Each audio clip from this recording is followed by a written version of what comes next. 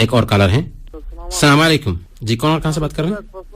मैं आदमी लोग मर जाने के बाद में उसको माटी देता है, कितने दिन बाद में दिन रहता है माटी के अंदर? एक इंसान मरने के बाद मरने के बाद माटी के अंदर जिंदा रहता है ना, मर जाता है बस खलास हो जाता है। इस सिलसिले में हम रहनुमाई करते हैं। एक और कॉलर हैं। अस्सलाम वालेकुम। हेलो जी, अस्सलाम वालेकुम। वालेकुम सलाम मौलाना साहब। जी, कौन और कहाँ से बात कर रहे हैं? मैं जासिम खैतन से बात कर रहा हूँ। जी जासिम साहब। सर हमने एक दुकान लिया था मालिक से, हम्म। तो 10 लाख रुपया हमने एडवांस स्वरूप दिया था और 10 लाख का सामान डाला उसमें।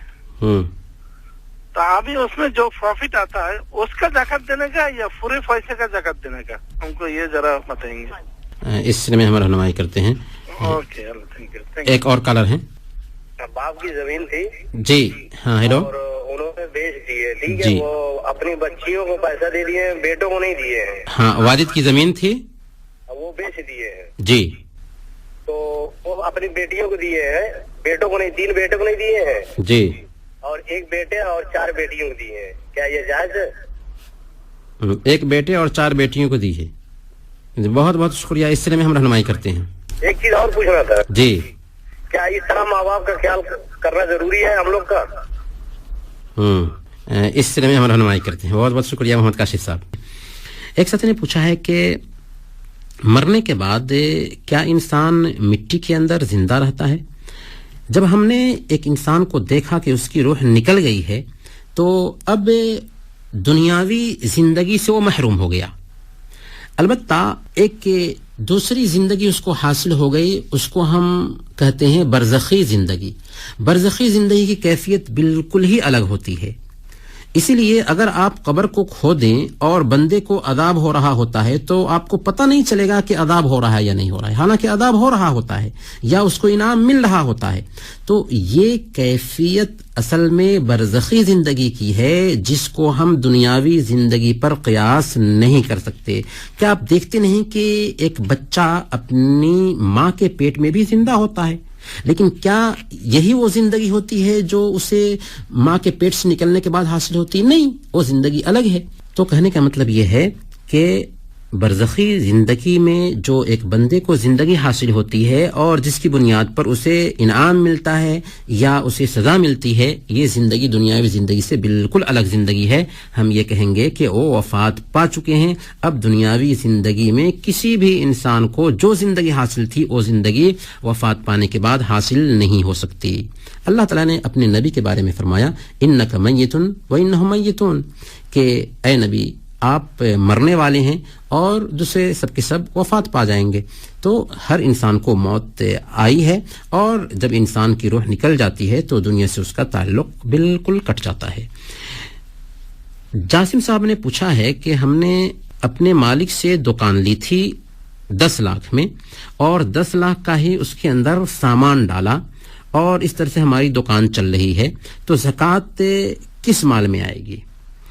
उसूली एतबार से आप दुकान खरीदते हैं, फिर दुकान में जो सामान ला करके डालते हैं तो आलात वगैरह पे ज़कात नहीं आती। अलबत्ता जो सामान बेचने के लिए आपने रखा है या जो सामान उसमें तैयार हो रहा है उस तैयार शुदा सामान पे ज़कात आएगी, या सामान जो खरीद करके लाए हैं और दुकान में उसको बेचने के लिए आपने रखा हुआ है तो उस बेचे जाने वाले सामान पे ज़कात होगी। आलात या उसके अलावा जो चीज़ें अलमारी हैं, जो भी चीज़ें होंगी वहाँ पर उस पर ज़कात नहीं आएगी। तो साल गुजरने के बाद में आप जो सामान मौजूद है उसकी कीमत लगाएंगे और फिर जो पैसे बनते हैं 2.5 यानी 40वां हिस्सा के एतबार से ज़कात निकाल देंगे।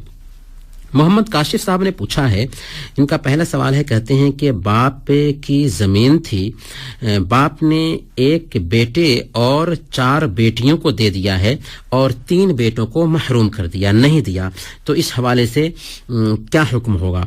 देखें, यहाँ पर सबसे पहले तो ये समझना है कि एक होती है विरासत और एक होता है हदिया। बाप ने अपनी जिंदगी में अगर अपने बेटों को दिया तो इसको हम विरासत नहीं कहेंगे बल्कि हदिया कहेंगे। और हदिया का हुक्म ये होता है कि सबको बराबर बराबर दिया जाए। اس ناحیہ سے پورے پیسے یا پوری جائیداد اپنی اولاد کو زندگی ہی میں دے دیں، یہ طریقہ بھی غلط ہے۔ کچھ اگر ہدیہ کرنا چاہ رہے ہیں تو اس کی شکل یہ ہے کہ بیٹوں کو اور بیٹیوں کو برابر برابر دیں۔ اللہ کے نبی صلی اللہ علیہ وسلم کے زمانے میں صحیح بخاری کی روایت ہے، نعمان بن بشیر، یعنی بشیر جو صحابی ہیں، نعمان کے باپ، وہ اللہ کے نبی صلی اللہ علیہ وسلم کے پاس میں آتے ہیں اور اللہ کے نبی صلی اللہ علیہ وسلم کو گواہ بنانا چاہتے ہیں کہ میں اپنے بیٹے نعمان کو ایک غلام ہدیہ دینا چاہتا ہوں۔ اللہ کے نبی صلی اللہ علیہ وسلم پوچھتے ہیں کہ کیا تم اپنی ساری اولاد کو ایسے ہی غلام دینا چاہ رہے ہو؟ انہوں نے کہا کہ نہیں، بس میں نعمان کو ہی خاص کرنا چاہتا ہوں۔ اللہ کے نبی صلی اللہ علیہ وسلم نے کہا اتقوا اللہ واعدلوا بین اولادکم، اللہ سے ڈرو اور اپنی اولاد کے بیچ انصاف سے کام کرو۔ تو اس سے پتہ کیا چلا کہ بچوں کے بیچ میں انصاف ہونا چاہیے۔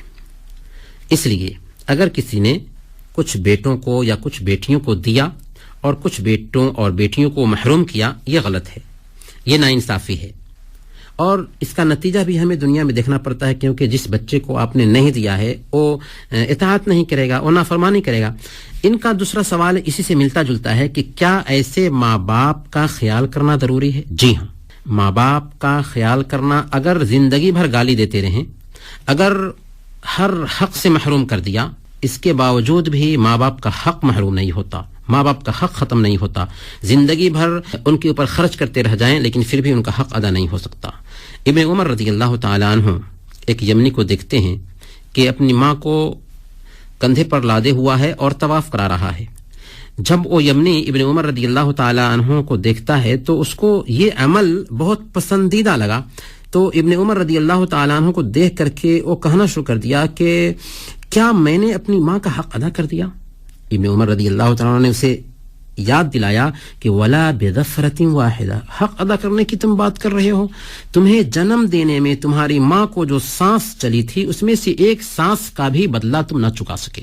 جی ہاں، اگر ماں باپ نے ایسا کیا بھی ہے کہ کسی بیٹے کو دے دیا، کسی بیٹے کو محروم کیا ہے، تو اب ماں باپ کا حق ساقط نہیں ہوا ایسا کرنے کی وجہ سے، ماں باپ کا مواخذہ ہوتا، ماں باپ گناہگار ٹھہریں گے، لیکن بیٹا کی حیثیت سے باپ کے تعلق سے جو ذمہ داری بنتی ہے وہ ذمہ داری ادا کرنا ضروری ہے۔ یاد رکھیے، اللہ کے نبی صلی اللہ علیہ وسلم کی حدیث ہے، مسلم احمد کی روایت ہے، اللہ کے نبی صلی اللہ علیہ وسلم نے بیان فرمایا کہ ثلاث دعوات مستجابات لا شک فیہن، دعوت المظلوم و دعوت المسافر و دعوت الوالد لولدہ، کہ تین طرح کی دعائیں ہیں جو ضرور قبول کی جاتی ہیں، مظلوم کی دعا، مسافر کی دعا اور باپ کی دعا بچوں کے حق میں، دعا بھی اور بد دعا بھی۔ اس لیے ہم یہ عرض کریں گے کہ اگر باپ نے زیادتی کی ہے تو ہم بھی زیادتی نہیں کریں گے، اگر ہم بھی کرتے ہیں تو ہم کل قیامت کے دن اللہ رب العالمین کے ہاں پوچھے جائیں گے۔